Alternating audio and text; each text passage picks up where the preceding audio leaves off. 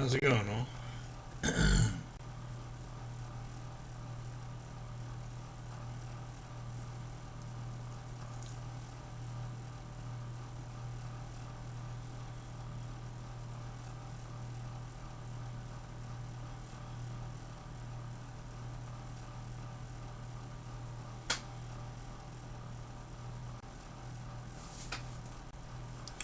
I hope y'all are doing alright today.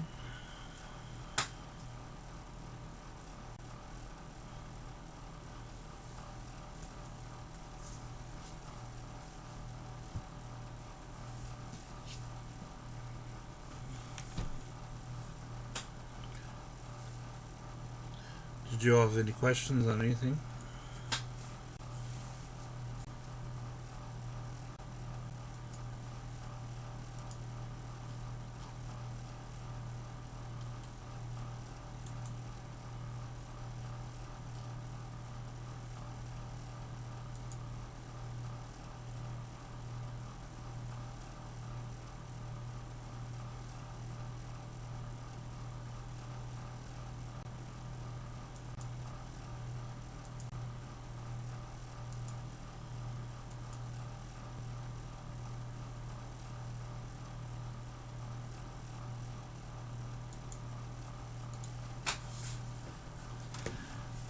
No questions?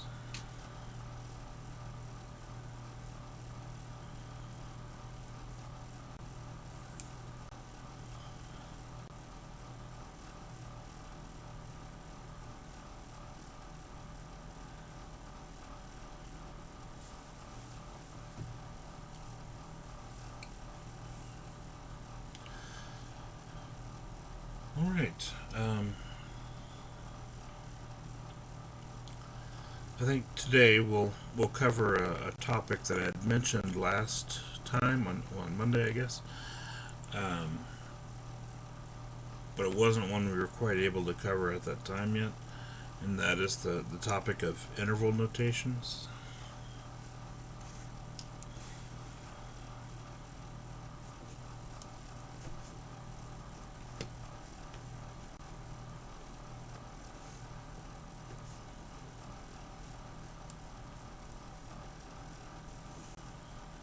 Okay.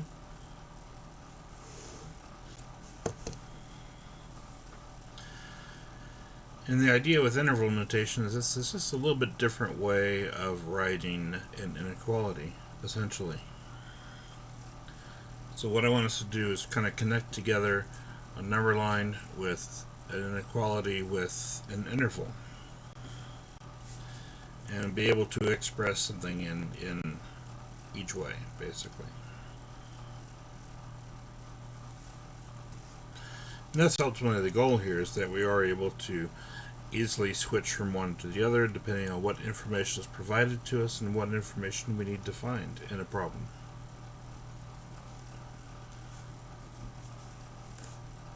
Now, for intervals, an interval consists of two numbers.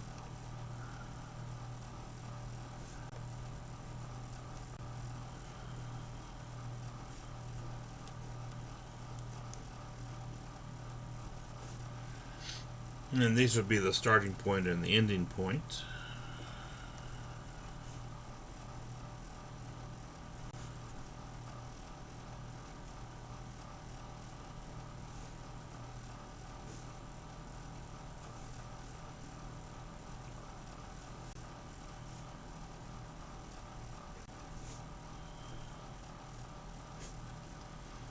Okay?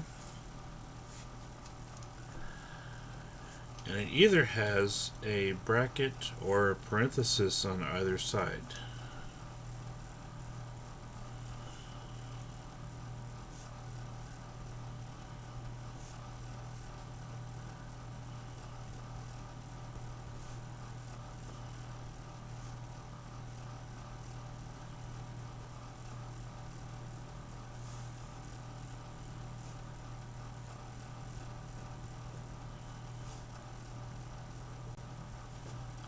Okay?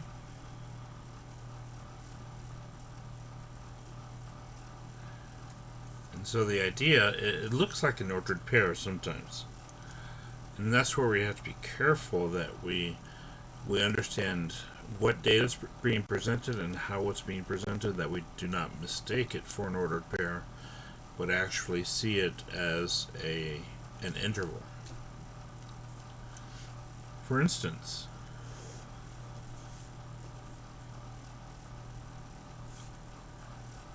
we have a number line here. Let me shade in this area in between very roughly and sloppily. Okay, so let's say that's -3 and this is +4 and 0 is somewhere in the middle. And we want to represent that with an interval notation. So, with an interval. So, an interval, we said it's based on the starting point and the ending point. Well, we see our line here starts at -3, ends at 4. Okay? So we know our interval is going to be from -3 to 4. And that's our two numbers that we'll use. It starts at -3, stops at 4. That's what this indicates. It also has a bracket or a parenthesis on either side.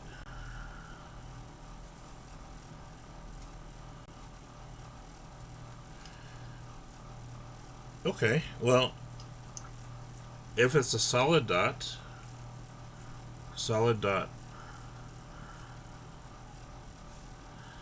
will be a bracket, and an open dot will be a parenthesis. Parenthesis being the singular form of parentheses. It's kind of weird, but that's how it is. So we notice that because we have a solid dot on the -3, we'll put a bracket there, and we have an open dot on the 4, we'll put a parenthesis there. Okay.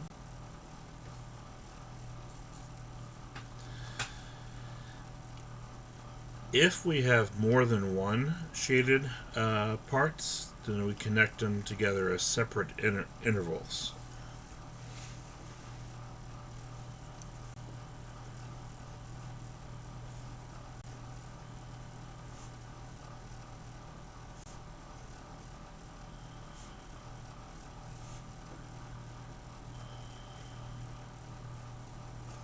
So if we have more than one shaded area, we use one interval for each.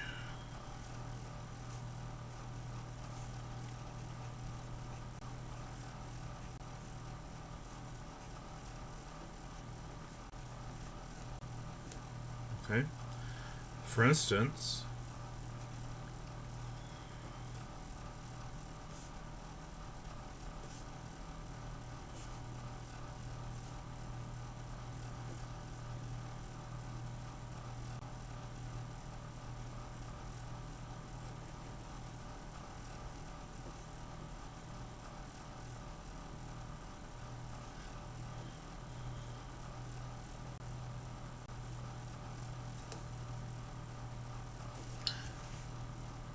is that okay, Zoe?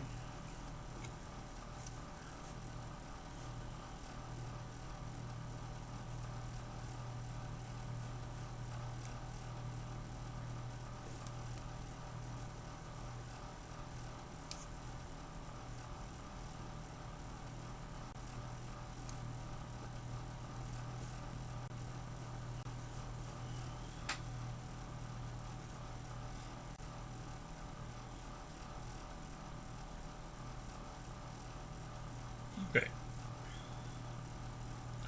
So again, if we have more than one shaded area, we can use the interval. We'll use one interval for each of the shaded areas. So if we look at this number line at the bottom,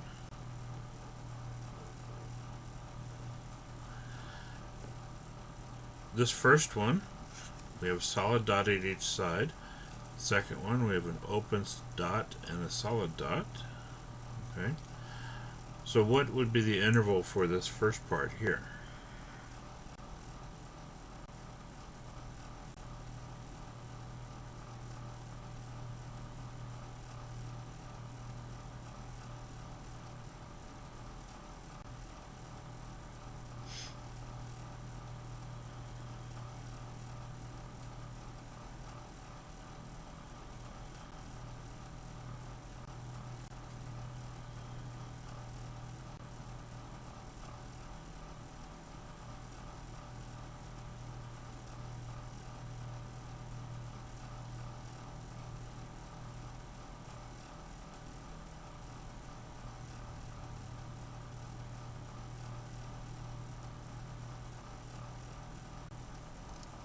Does anyone have that?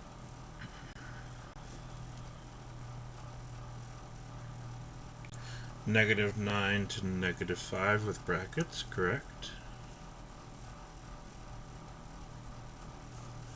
What about the second part here?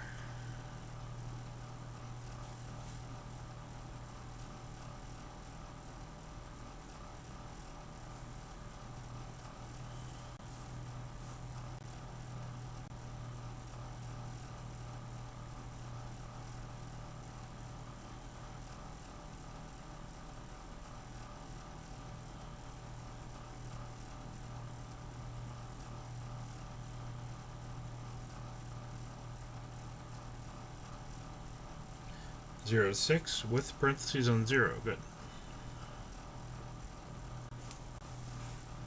Mm-hmm. And since we have more than one, the way that we connect them together is with this U symbol. This one means union.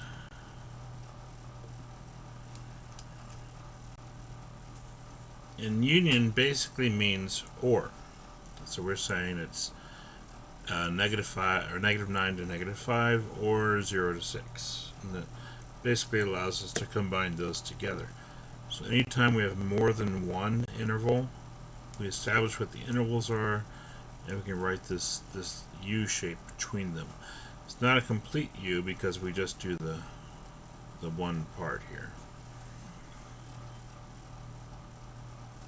Mm-hmm. Yeah, so we had solid dot, open dot, solid dot. So bracket, bracket, parenthesis, bracket. Mm-hmm.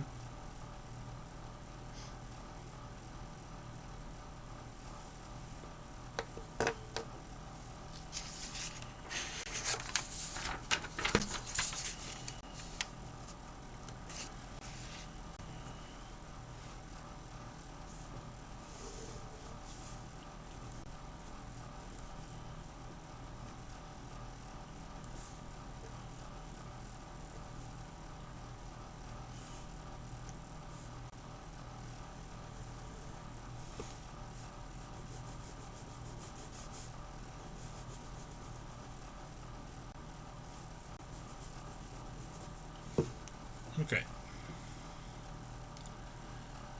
What about this one? What would be our interval in this case?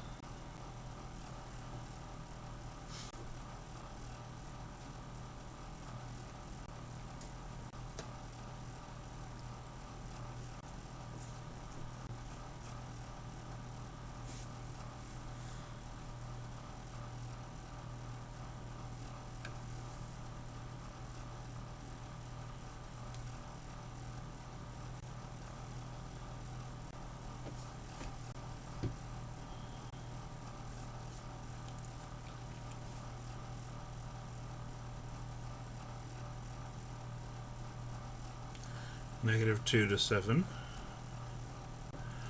Now this one, we have to be careful here because this looks just like an ordered pair, like if we're graphing a point.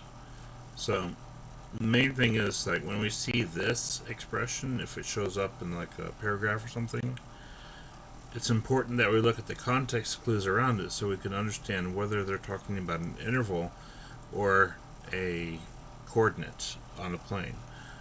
Because it does make a big difference in this scenario because they describe two entirely different things. Mm-hmm. How would you write this as an inequality, though? That's the other part of this.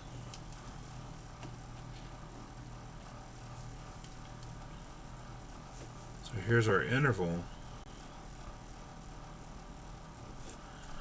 What would be the inequality?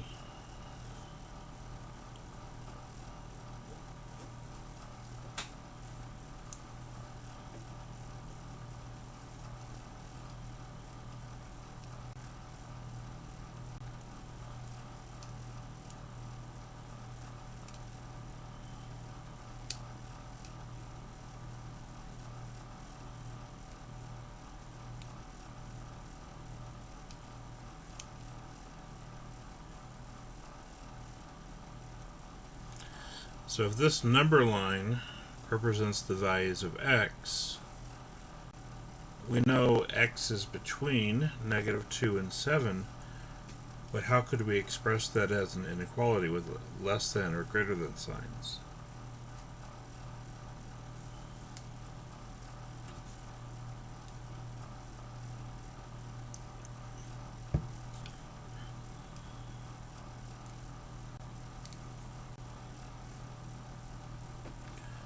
Well, we know -2 and 7 certainly play an important role there. But again, x we know is between these two. So we'll say -2 is less than x is less than 7. So we're able to take this number line, we create an interval for it, and we can create an inequality for it. Sorry, Brandon, I missed your comment. Just make sure you have the x in between. That's the only other thing.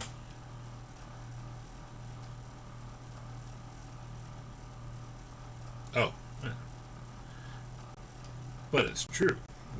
Being technically true is important. But yes, we want to make sure we have the variable in the middle, so we tell readers what we are referring to when we say -2 to 7, which is that x in this case is between -2 and 7. Now, in that regard, sometimes with the interval notation, we might say x is part of this. It's not as strictly necessary, because usually we're only looking at one variable anyway. If we do happen to be looking at two variables, then it becomes more important that we worry about labeling things with variables. Like in our interval notation, we'll say x is between -2 and 7 with parentheses. Okay. Because we just have a number line rather than like a two-dimensional space or plane, it's not as important in this scenario.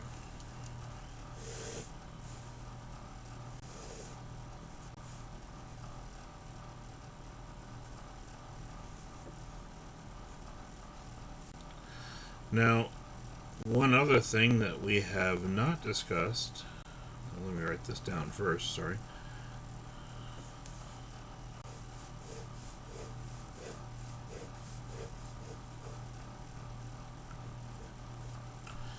I'll make a solid dot there. Okay. In this example, we start at 2, but then we get everything to the right of that. So when we write the interval, what would we write over here? I mean, how would we represent that?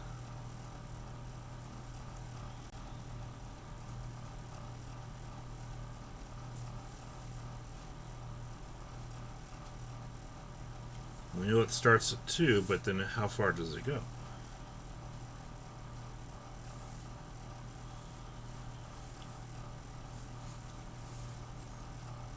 Infinity. Good. So we'll say it starts at 2 and goes to infinity. 2, do we have a bracket or a parenthesis? And actually, infinity would we have a bracket or a parenthesis?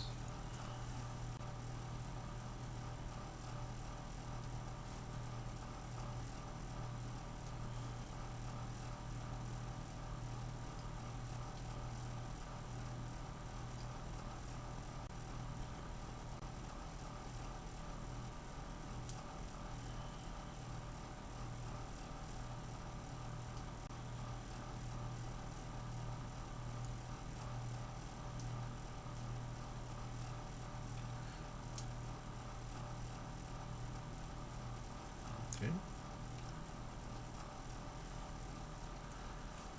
It seems like there's more delay on the stream than normal, so I apologize if it seems there's a lot of dead space. I'm waiting for responses so that I can respond to them.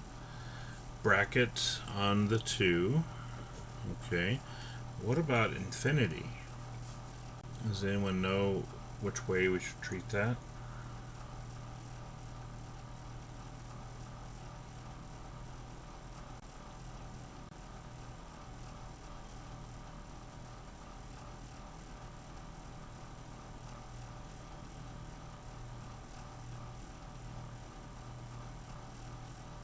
With respect, absolutely. Absolutely, Brent. Infinity is no laughing matter. It takes a long time to get there.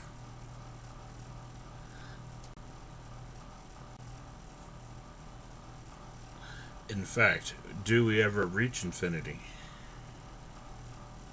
That's really the question. Can we ever get to infinity, or is it more of a concept that we cannot actually obtain?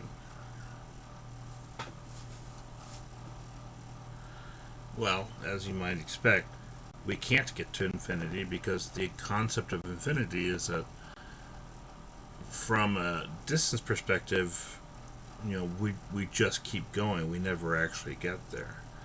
So infinity is more of a concept than an actual number. And because we never actually reach infinity, we would never include infinity in our interval. Okay? Now, this one is really just a special property. It's not really connected to our open circles or our solid circles or dots. Sorry. Anytime we have infinity, we just always put parentheses, and that's the rule. Really, that's just what it is. But it's like what I said, that infinity is more of a concept than an actual number. So technically, we never do get there.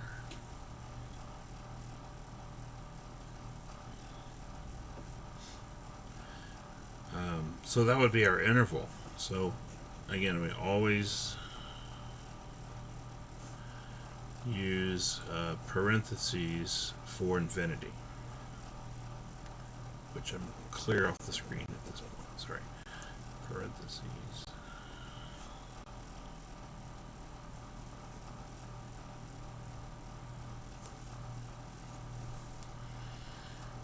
Okay.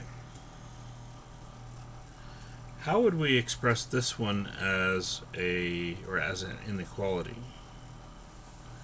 Like here, we were able to say x is between -2 and 7, so -2 less than x less than 7.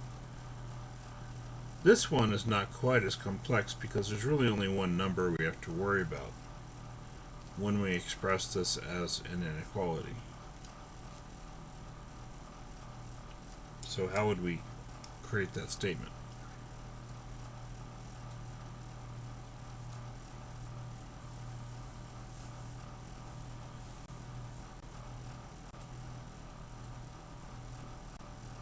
It's less than infinity. Good, but more specifically, how does x relate to the 2 that's there?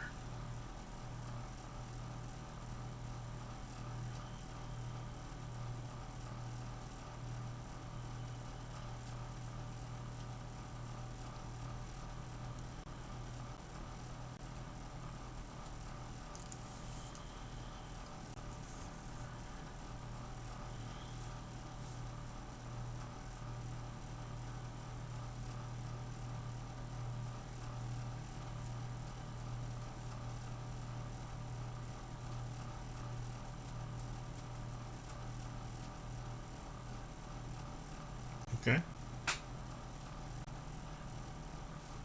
Yeah. So we could say 2 less than x less than infinity. Is that completely right? Or are we missing something?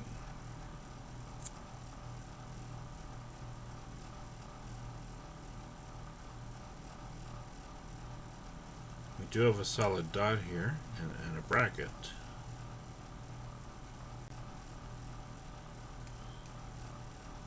How would that appear in interval or in the inequality notation?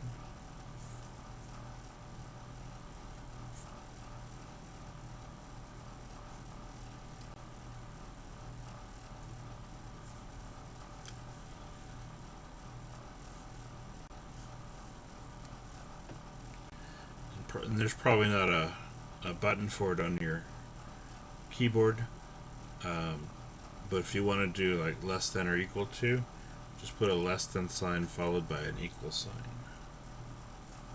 Okay. So it's actually, because it's a solid dot, we'll put less than or equal to. Okay. There is another way that we can express this. It might actually be even easier. Rather than saying 2 less than or equal to x less than infinity, we could also just say x is greater than or equal to 2. This is a simpler expression, and it still leaves it as open-ended because we know it keeps going on and on from that point where it's to the right of 2. So we can express that either way.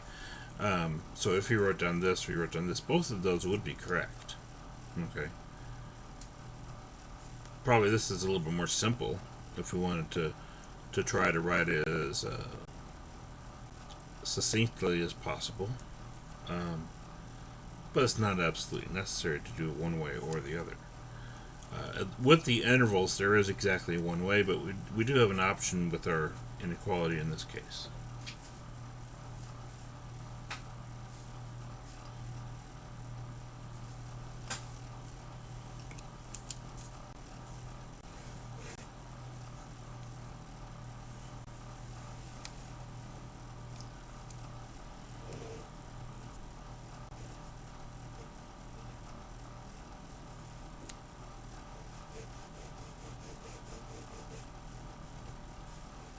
So in this instance, what would let's do our interval first. What would that look like?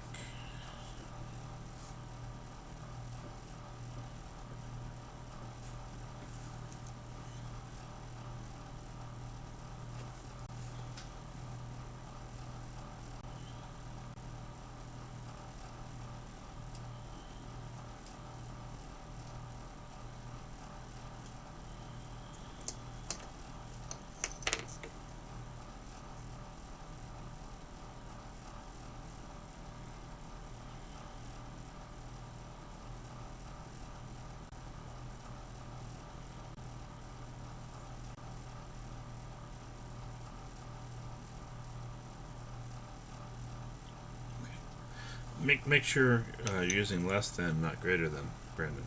Bam. We know this keeps going to infinity this direction. And one thing I would add to that is that since we're on the left-hand side rather than the right-hand side, let's make that a negative infinity to further distinguish that. So we would say negative infinity, comma, or well, as an inequality, negative infinity less than x less than 7. Anytime we use a compound inequality where there's like more than one inequality sign, we want to make sure it's always less than, because that's kind of a consistent way of writing it.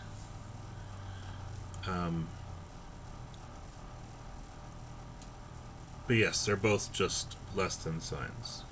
There's no equal to part here. What is another way to write that?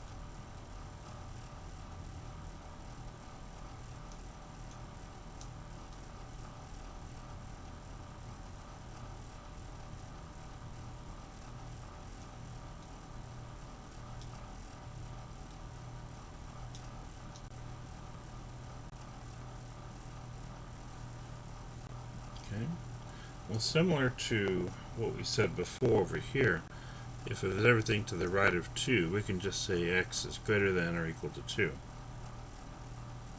So in the same manner, right here, since we know it's everything to the left of 7, we could say x is less than 7.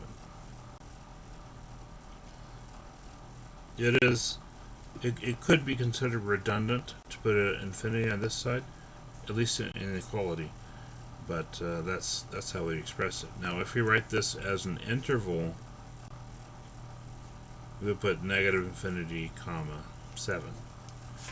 We would, in fact, need the negative infinity there.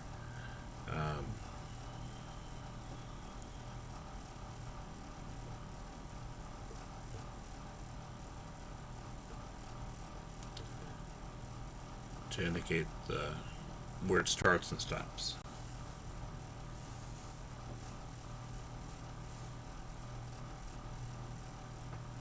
Okay.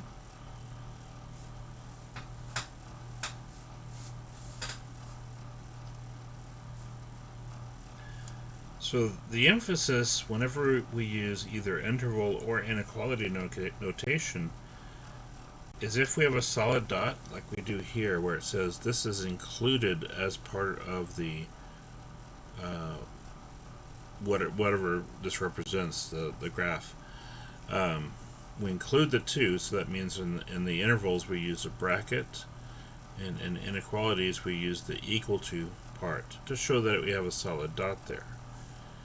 Whenever we have an open dot, we know it's just less than, not equal to. Okay? And the other thing is that we want to make sure we keep everything in order, left to right. So, and that includes one side being negative infinity and the other side being positive infinity. One side being negative infinity, the other side being positive infinity. Okay? That helps us tell these two apart. Even though they're both infinite, we like to indicate which direction that infinity is going. Is it going to the left or is it going to the right?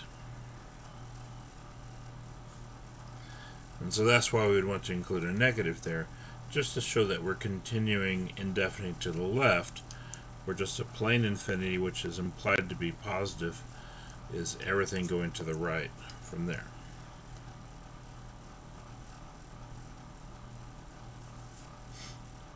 Okay.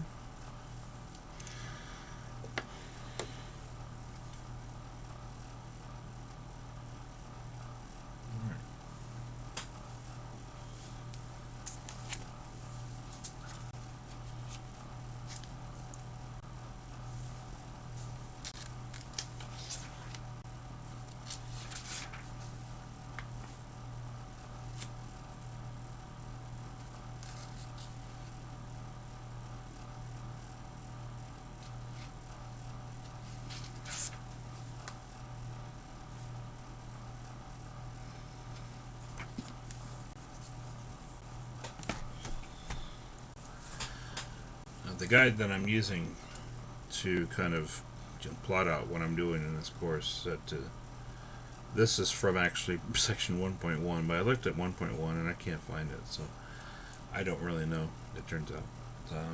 Anyway, we've covered the topic, so that's good. Do you have other questions on homework for your other class or any other topics that you're having problems with?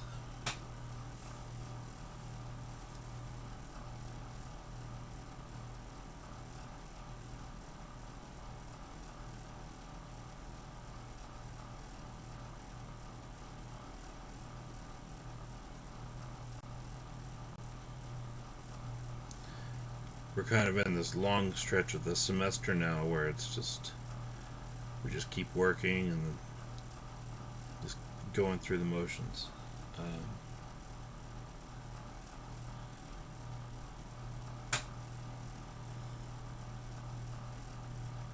I always find this part of the fall semester between Labor Day and Thanksgiving to kind of be the longest unbroken stretch of classes that we have. In the spring, we have a few more holidays to break up the semester.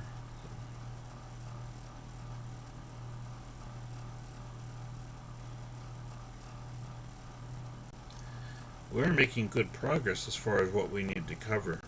I mean, so if y'all have legitimate concerns about other topics from the main course, we have plenty of time in which we can go over those. So definitely, like we've done in days past. I mean, if there's something that we just really need to cover and go over some more, like we did with the matrix uh, production or anything like that, please let me know, because that's what this class is for. We have a lot of time to do stuff. Compound matrices.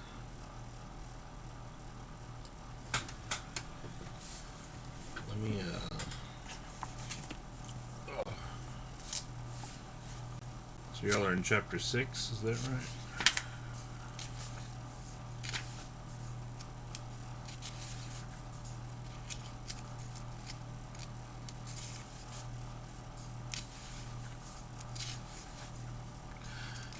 Now, when you say compound matrices, do you mean finding the inverse? Like where we do this business?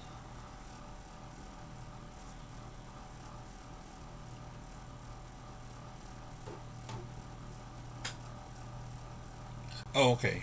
So matrix arithmetic might be a good way of saying that. Well, it's really just multiplying. We don't necessarily ever divide a matrix.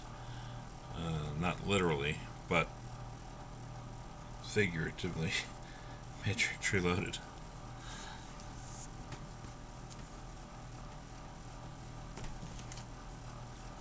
Okay.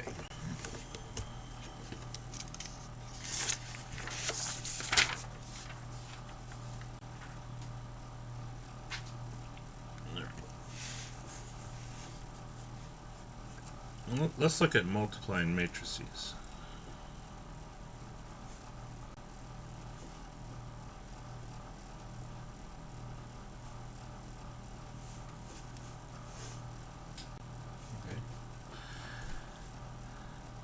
So, for example, we have matrix A.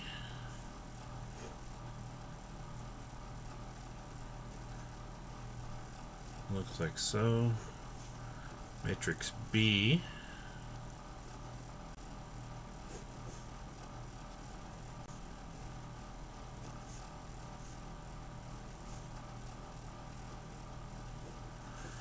And matrix C.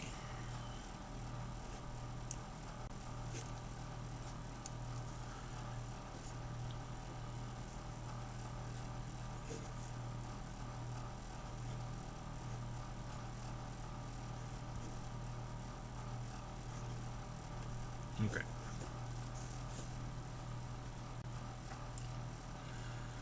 First thing we want to be able to do is to correctly establish what the dimensions of each matrix is. That's correct, Brandon. Now that means that when you show up to vote on the 3rd, or if you want to do early voting in the 2 weeks prior, you can go into any of the established stations as a registered voter, and the ballot will have everything that you need for both the local, state, and national level. Yeah.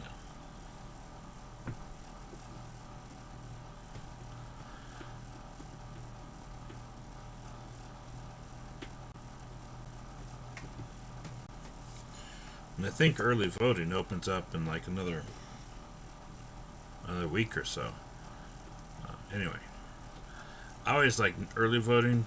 1, I get it out of the way, and 2, you can usually find it a little bit less crowded than it will be on November 3rd. And it doesn't affect how your vote is counted, of course. It's just with the pandemic, it might be safer to vote early when you can see that there's less people at the time. So, anyway.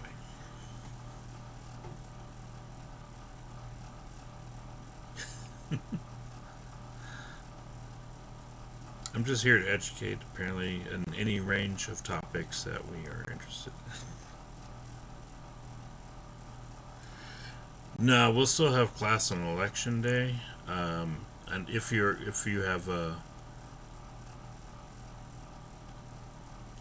full time job, then they're legally obligated to give you an opportunity to leave work to vote. For part-time jobs, not so much, because basically they tell you to go vote before or after you come to work. um, you could vote from home, but you need to have already signed up to do mail-in voting prior to this date, I believe. I feel like we're I feel like we're past that already, past that deadline, unfortunately, so it's not a decision that we can make now.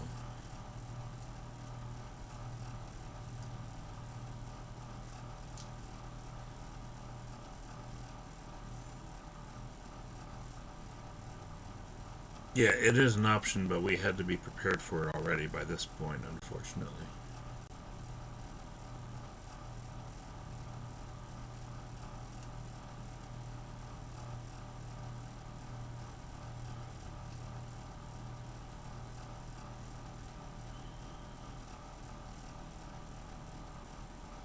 Oh, you can still do it to the 23rd? That's good. I thought I thought it needed a little bit more lead time than that, like before October. But that's good if it's still possible. Um, so a lot of people are very concerned about their own health while voting. So yeah, I don't know for sure if the what the dates are on that, but if you have a link to it, that's handy. Mm-hmm.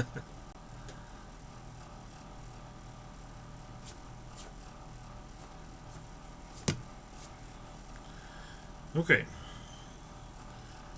so whenever we look at a matrix, we have to look at its dimensions before we can decide if we want to multiply them or not. It turns out that not all matrices can be multiplied. So matrix A right here has 3 rows and 2 columns. So we refer to this as a 3 by 2 matrix because I always say rows first and columns second.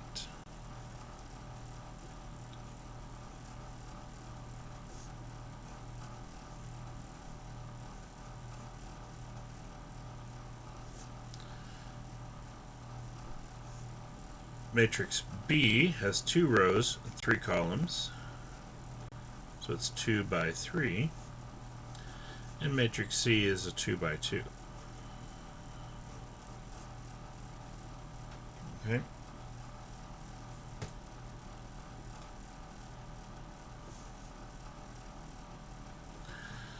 So if we want to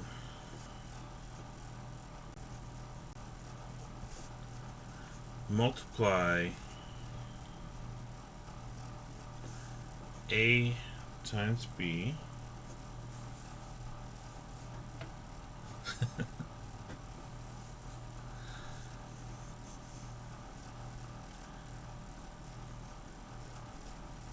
then this can only be done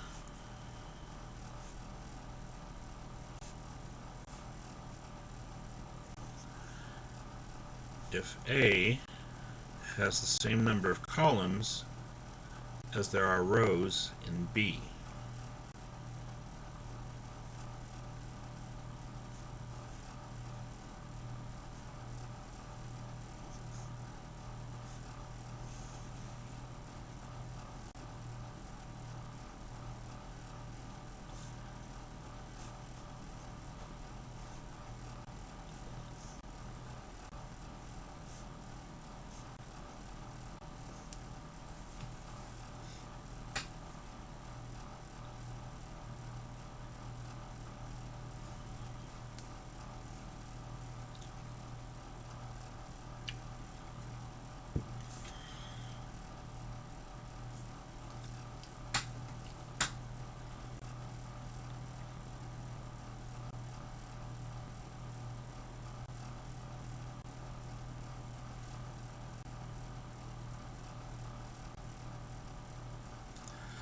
Okay, so we're saying we want to multiply A times B, but we have to determine if it's possible first.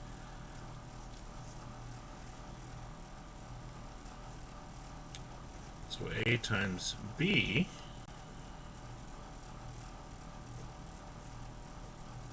possible. Well, A we said was 3 by 2, and B we said was 2 by 3. In order to be able to multiply these numbers must be equal.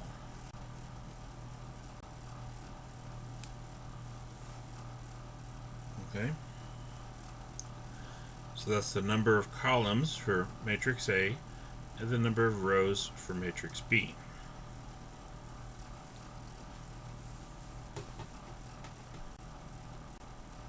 Okay? So it turns out it is possible to multiply A times B, because we have 2 columns and 2 rows. Basically, when we think of A times B, these are the 2 numbers that would be in the middle. 3 by 2, 2 by 3. These 2 middle terms are equal, so we can multiply them. And the result would be 3 by 3, which is the 2 numbers on the outside.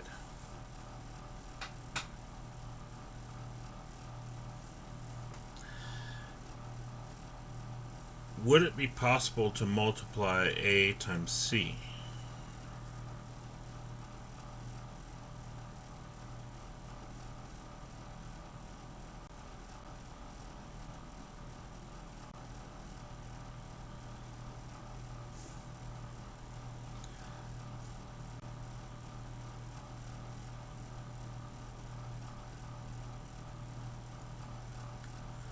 So if we multiply by A times C, yes, because this one ends in a 2, this one starts in a 2.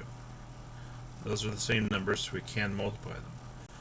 Can we multiply B times C?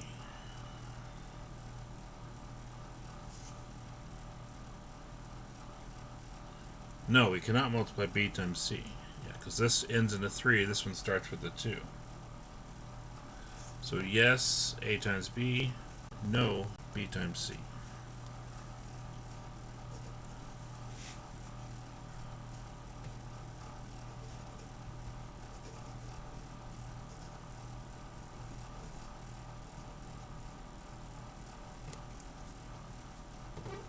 Okay.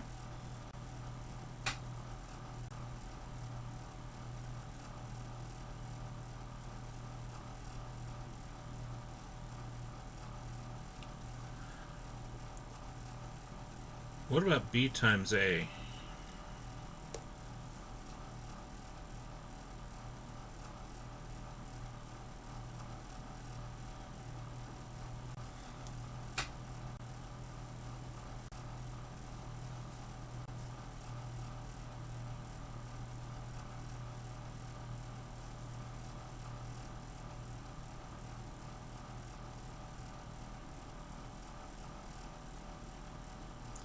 B times A is yes, because here we have 2 times 3, and A is 3 by 2, and the 3's match. So yes.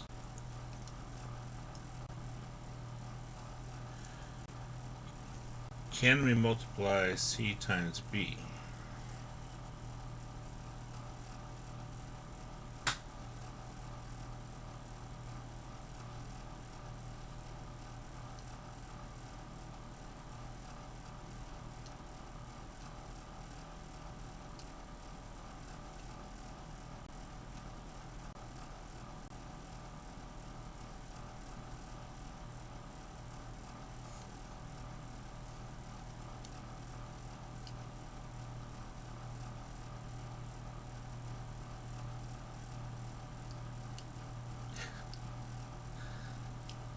There seems to be some disagreement.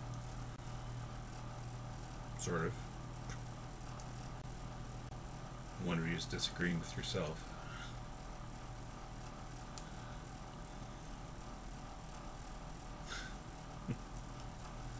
Again, we look at the dimensions. C is 2 by 2, and B is 2 by 3.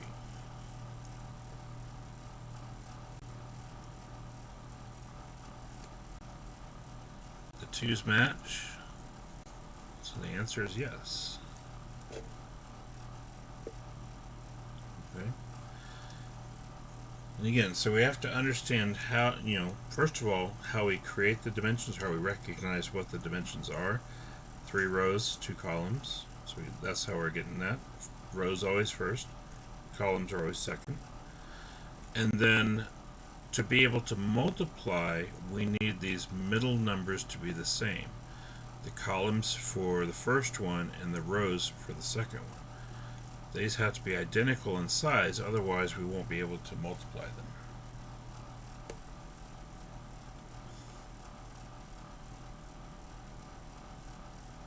Okay, so we've established that we can multiply some of these, not all of these though. But the question is, how do we carry out that multiplication now? So let's look at these 3 then. So let's try A times B first, since we know that we can do that.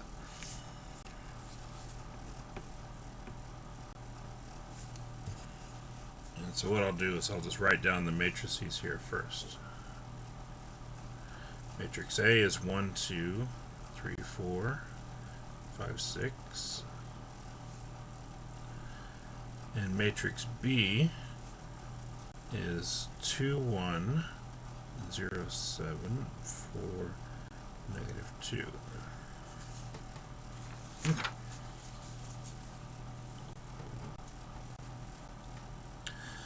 The way that we multiply matrices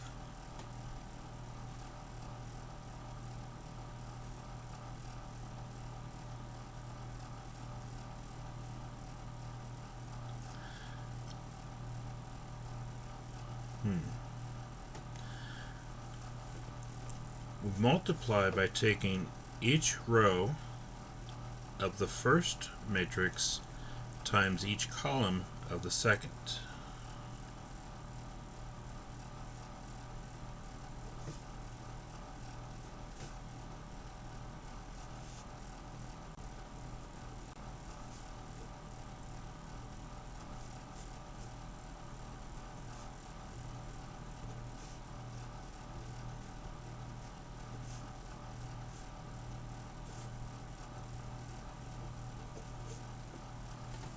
Okay.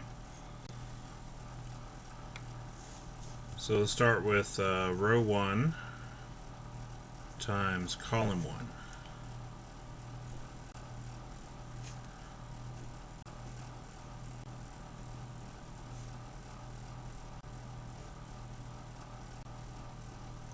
So the first row here is 1 and 2, and the first column here is 2 and 1.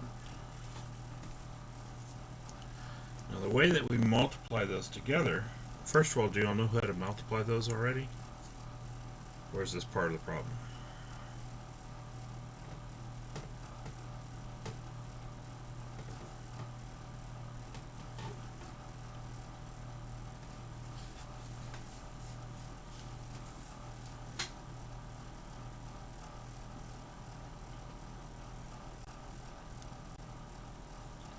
Sort of? We can go over it again. Now, we can do this mentally, or you can write it down if you want. I'm writing it down, of course, because if we're still learning it, then I think that's useful. So, when we take this row times this column, we take the first term here times the first term here. So 1 times 2.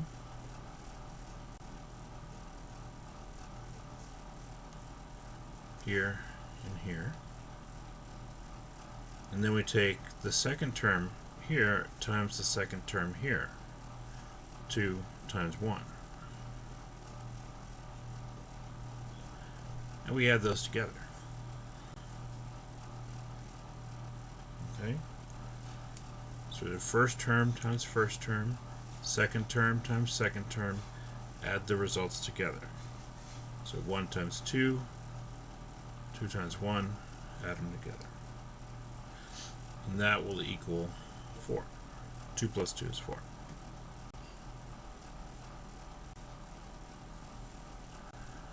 Now,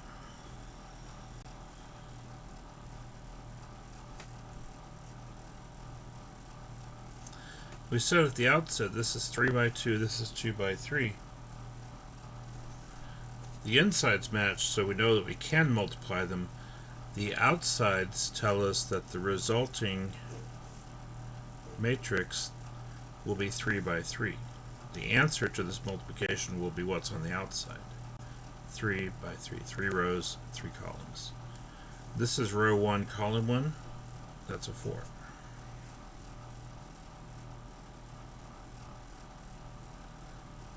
So for the first row in the first column, that's where the 4 goes.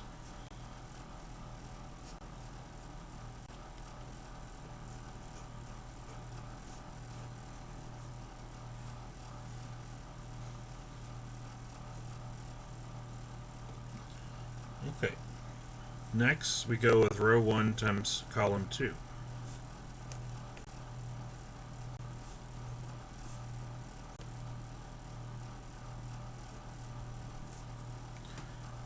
What is this product going to equal?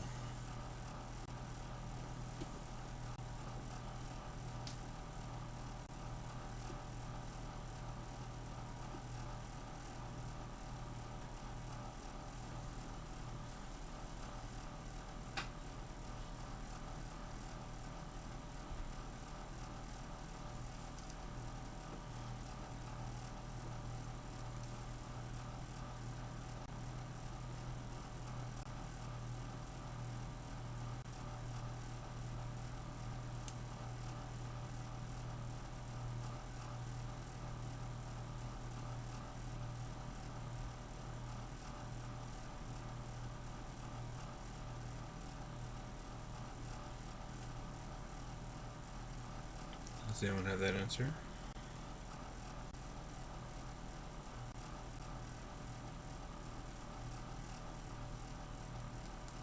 $15? Very close.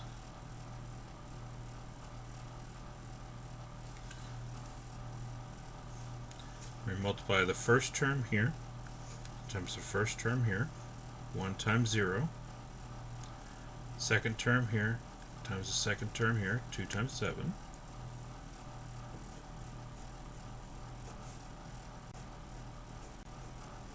Then we add together those results. So that is 0 plus 14. It was 14, right? Okay.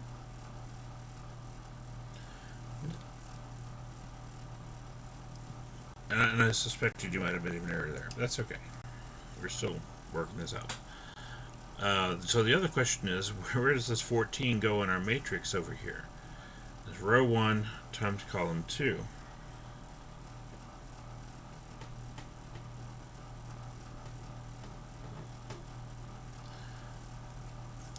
Well, since we multiplied row 1 times column 2 here, we go to row 1 and column 2. That would be right up here in the top middle. So we'll write down our 14 there.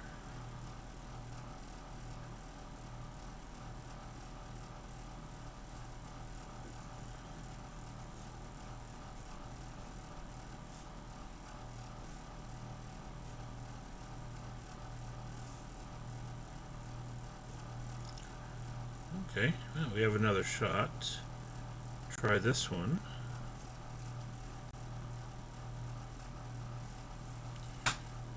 Now looking at row 1 times column 3, which means we have 1 comma 2 multiplied by 4 negative 2. But again, we want to make sure we get them in the right order, multiply the right things together.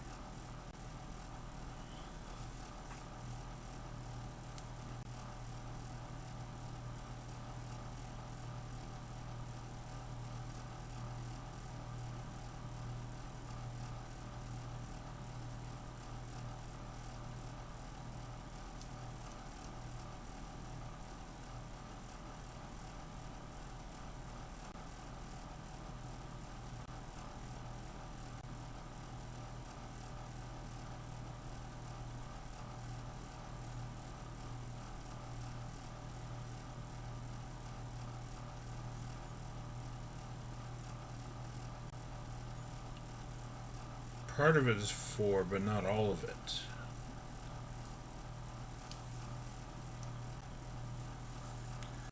Again, think about what we did up here. We did 1 times 0 and then 2 times 7. The same pattern is maintained here. 0. Good. Yes, this is 1 times 4 and then 2 times minus 2. So we end up with 4 and a negative 4, which makes 0. Now this is row 1 still, but on column 3. So first row, third column, we'll put down a 0. Now, as you can imagine, we have 6 more of these to do just to fill out this result.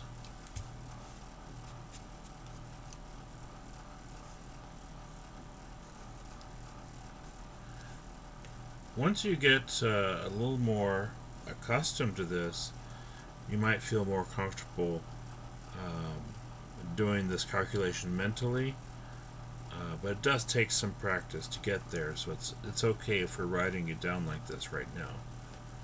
Now row 2 is 3 and 4, and column 1 is 2 and 1. So what does that give us?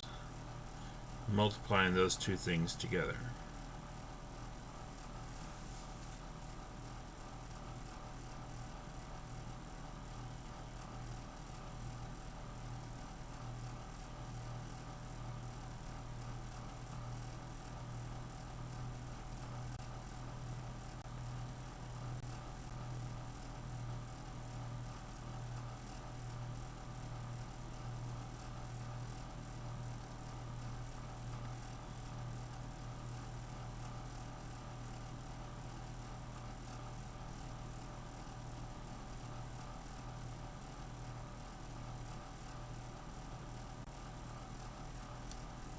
Good.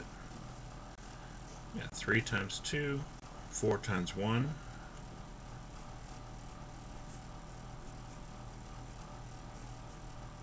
So that ends up being 6 plus 4.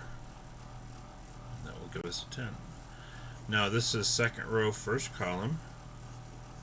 We'll write down our 10 right there.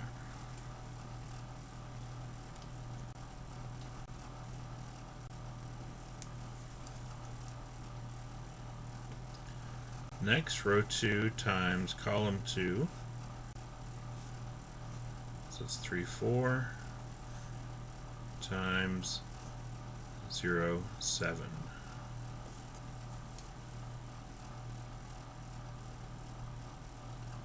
What value is that going to give us?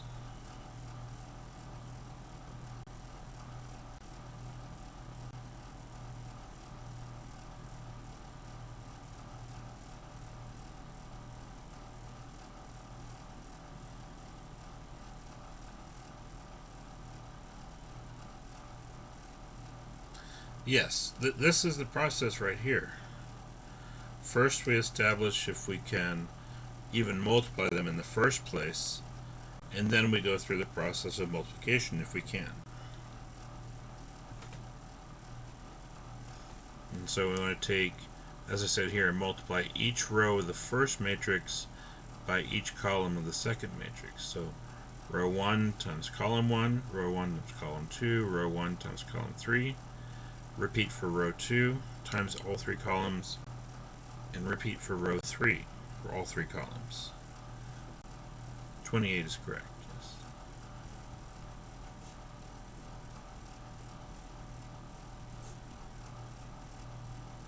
This is second row, second column, so right in the middle of our matrix 28.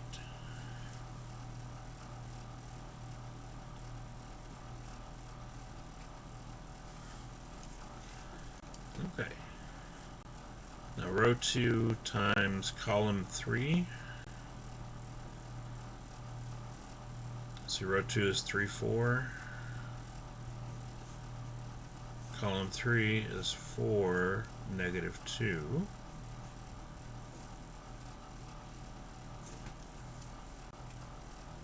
So what does that give us?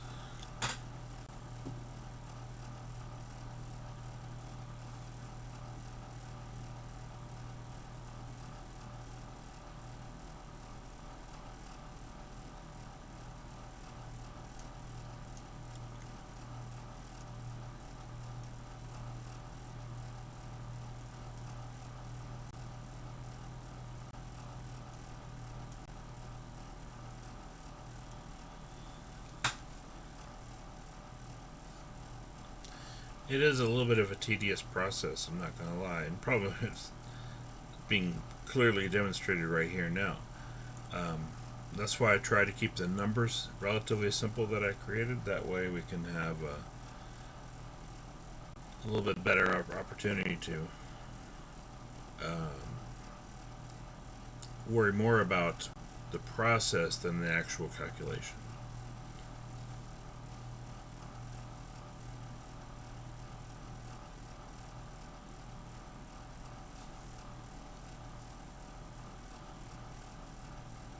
Four? Yes.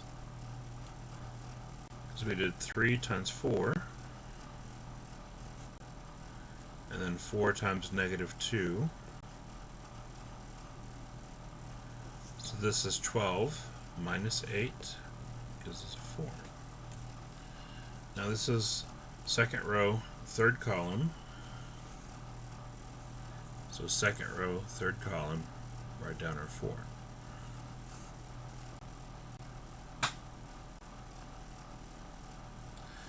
Now, that's doing it by hand. Let's look at row 3 now.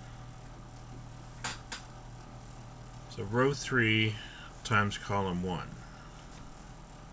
That means we have 5, 6 times 2, 1. Again, we do 5 times 2, 6 times 1, and add those together. So 5 times 2 is 10. 6 times 1 is 6. 10 plus 6, 16.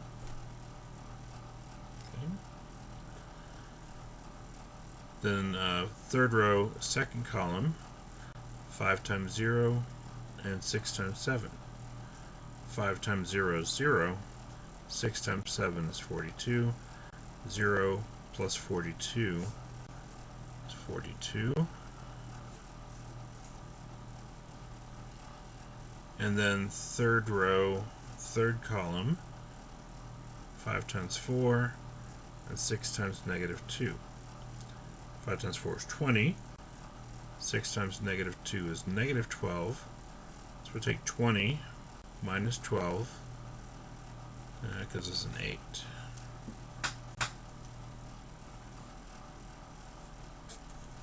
And so A times B results in this matrix right here. So this is our solution in this problem. And it took a lot of work to get there, because we had to do basically 9 different sets of calculations, which each one of these was like 3 calculations in itself. So you can imagine it takes some effort to do that. But if we take it step by step and try not to go too fast, I think we can do it.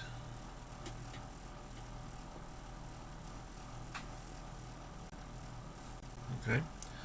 So like I did on that last one, taking row 3 times each of these 3 columns, that's how we would go about doing it mentally. So you don't necessarily have to write down every single thing that we did here.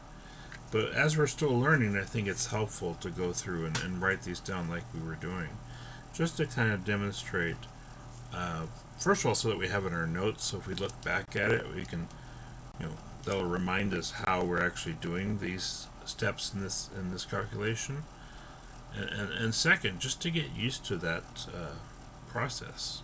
Okay, it's a very visual process.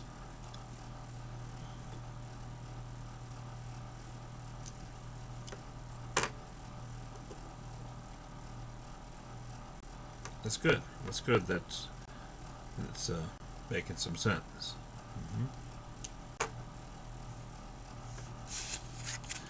Alright, let's see. We also said B times A was possible. We've already worked with those two. Let's try, let's do C times B. I think that'll be an interesting one.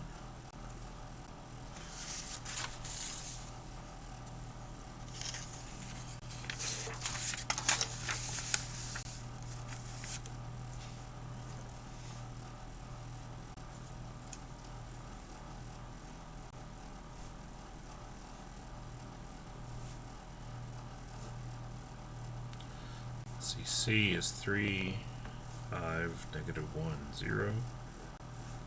And B It's 2, 1, 0, 7, 4, and minus 2.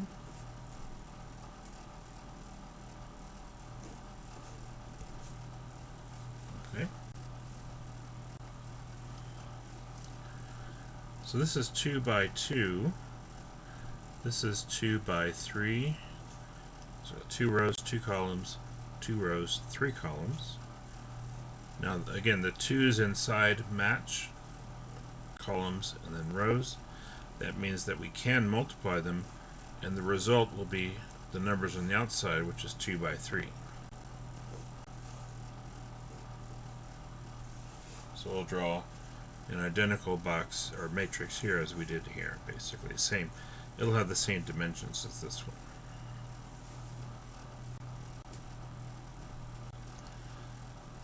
Okay, again, each row of the first one times each column in the second one.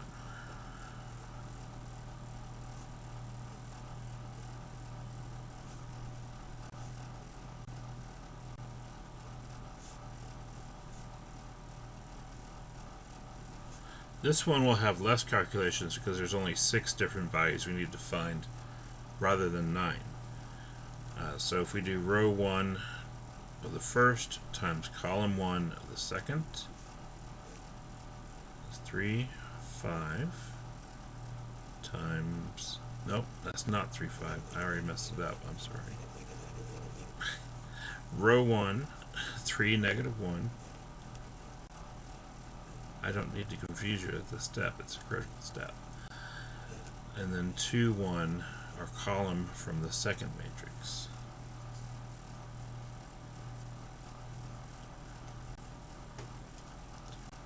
So what is this going to give us? We multiply this times that.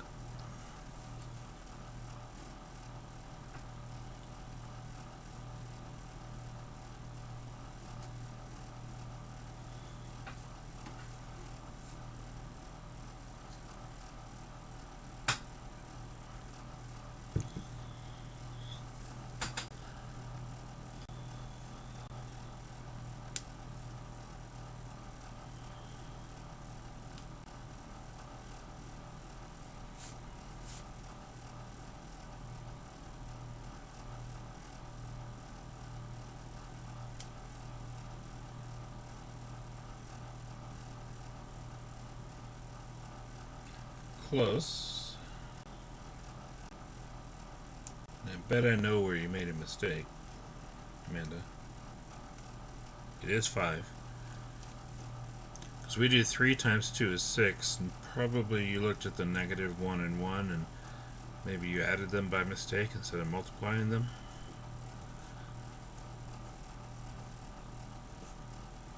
But yeah, we have negative 1 times 1.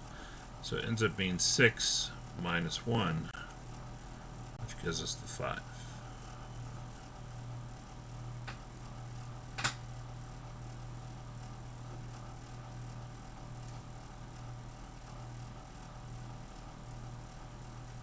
The hardest thing to do here is to keep track of exactly what we're doing at all times, because we're doing so many different things, but we have to do them in the correct order.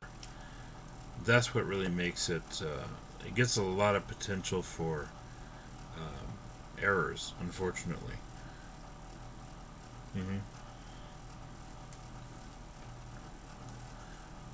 So then we do row 1 times column 2.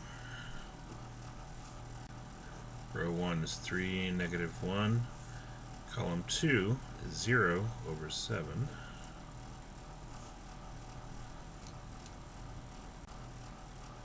It's always nice when we have a 0 here because it makes the calculations easier.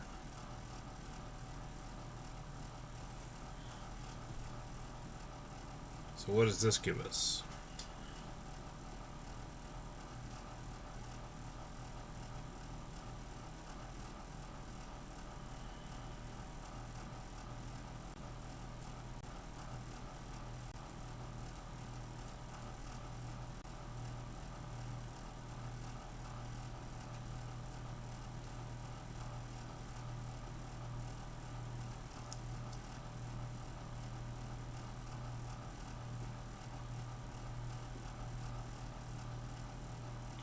-7. Good.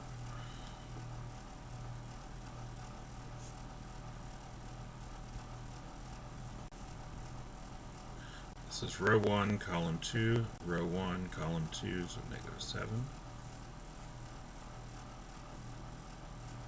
Okay. Row 1, column 3. So 3, -1 times 4, -2.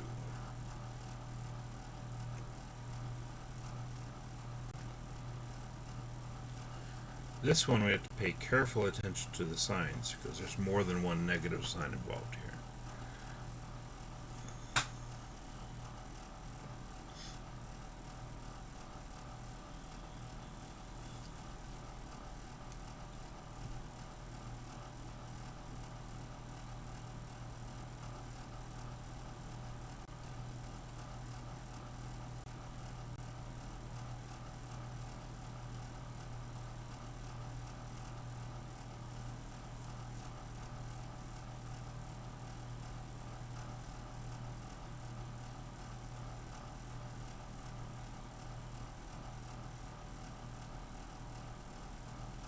-14.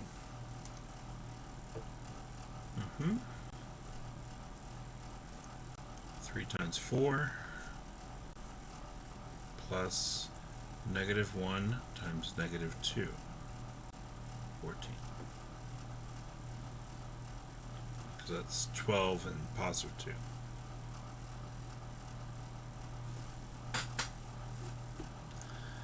Alright. Let's go through row 2 visually. So row 2 times column 1, 5 times 2, and 1 times 0, or 0 times 1. 5 times 2 is 10. 0 times 1 is 1, or 0. Sorry. 10 plus 0 is 10.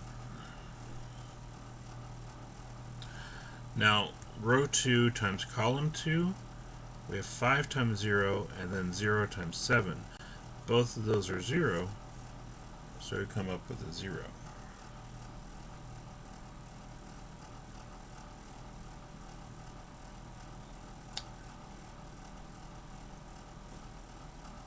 I'm not sure what you're looking at, Amanda, but it's okay.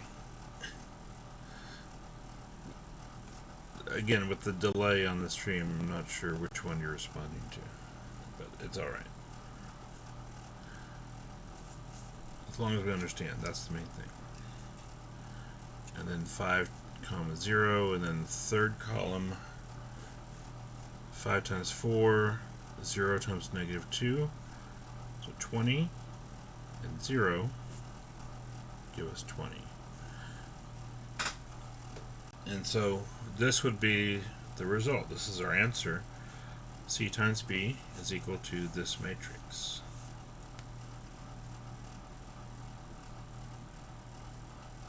Okay.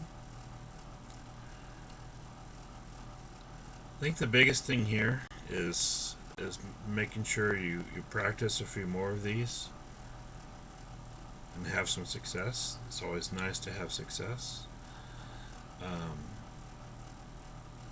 But it's also okay to make mistakes as long as we understand how to fix them. Like, we can see where the numbers are coming from and we understand what we did wrong. That's the biggest part, because if we make mistakes without learning from them, then it doesn't really achieve anything, unfortunately. So we have to look at our mistakes and go back and see, how do we do this correctly? What were we doing wrong before? The biggest thing here is doing the operations in the correct order. So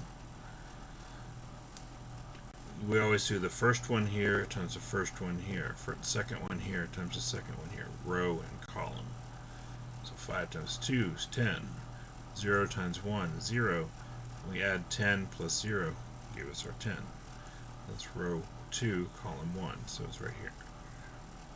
Okay. probably have a few more of those on your homework from the other class that you'll need to work on still, so I'm sure you'll find some to practice with. But hopefully that's helpful.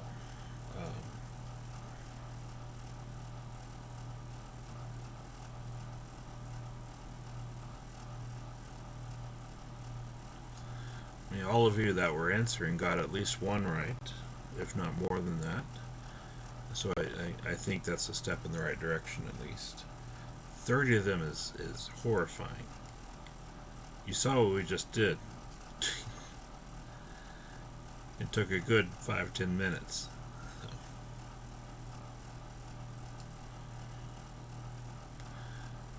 So it turns out you'll have plenty of opportunity to practice.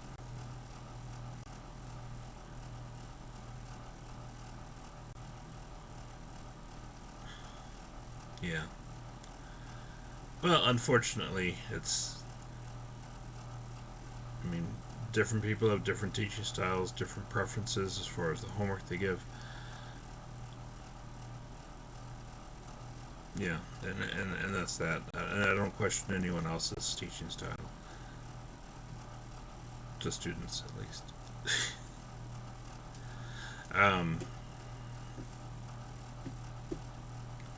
But yeah, 30 sounds pretty rough. The good news is that not all of them are as crazy as the ones that we've been looking at. If there's a lot of like 2x2 times 2x2, those go a lot faster than these other ones that we're looking at here. This first one that we looked at, where you end up with 9 different calculations that we have to do, is pretty crazy. Hopefully you don't have a lot of those. But anyway. Alright. I think we'll go ahead and stop there.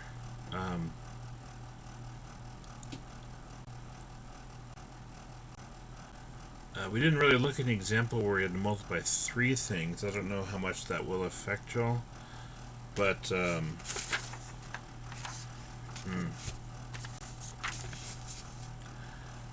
like if we did b times a, I can show you the first one there real quick before we get out of here. Let's see, b times a.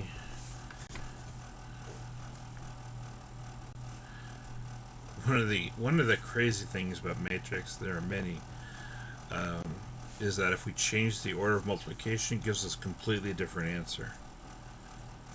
I mean, it's very different if we're multiplying like real numbers, but with matrices, they really have their own set of rules, unfortunately.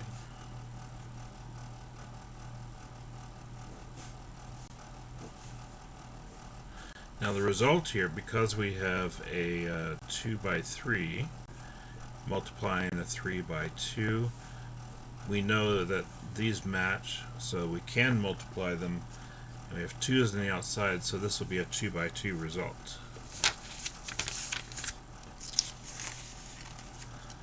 So if we just did row 1 times column 1, and I'm just going to do this one row to get you all started here. Row 1 is 2, 0, 4, and column 1 is 1, 3, 5. So when we have 3 times 3 like this, it's really the same process we did before, just with one additional calculation. So we'll do 2 times 1, 0 times 3, and then 4 times 5. It's a little harder to do in our head when there's 3 of them. But if we write it down, you'll see.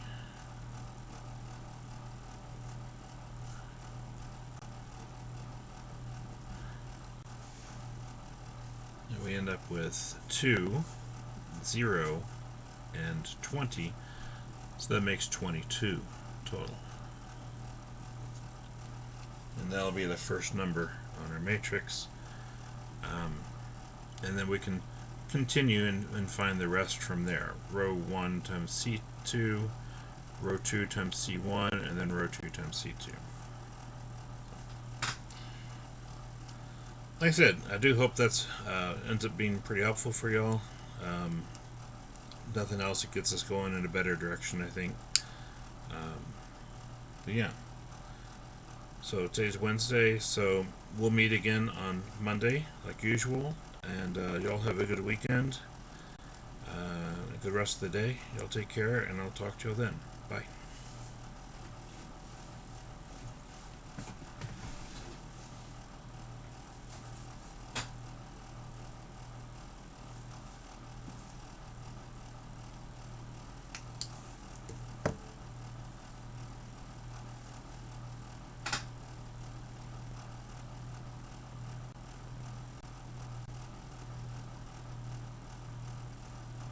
Mm-hmm.